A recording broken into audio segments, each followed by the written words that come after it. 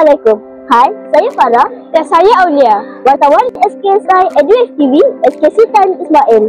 Hypothesis Moving Forward.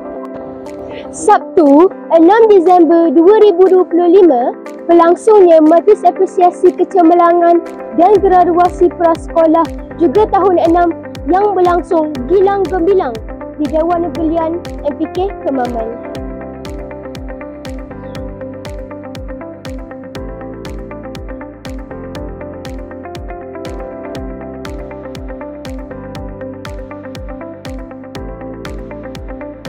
Majlis ini diadakan khas untuk merayakan semua murid pra juga tahun 6 serta mengiktiraf kecemerlangan murid dan guru khususnya dalam bidang akademik serta sahsiah.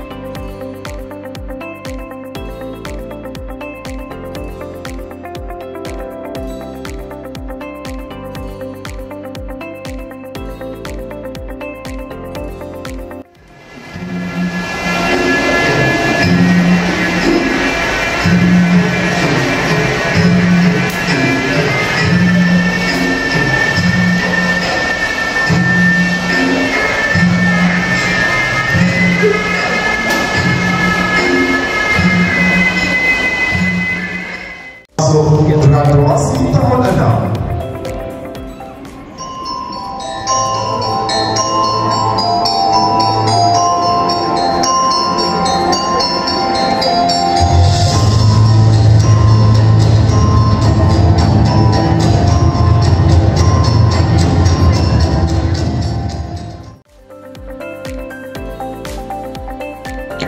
Yang diterima pada hari ini ialah murid terbaik mata pelajaran, terbaik anugerah sahsiah terpuji, tokoh nilam, ikon TV PSS, terbaik dalam kelas dan aliran USIM dan pintar UKM, terbaik kafa dan cemerlang UPKK.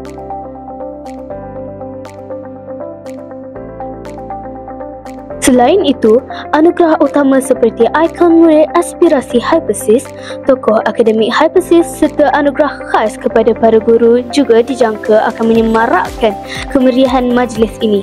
Jadi, siapakah insan bertuah ini? Sama-sama kita nantikan.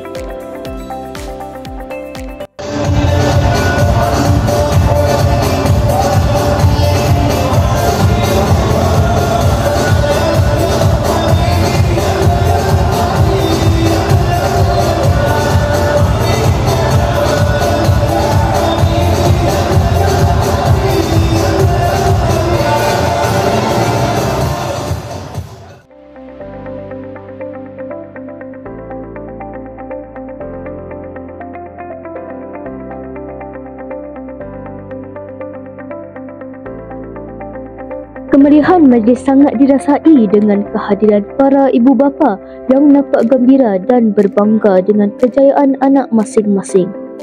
Ini menunjukkan Hypothesis tidak lekang dengan murid yang hebat dalam aspek akademik juga sahsiah. Syabas diucapkan.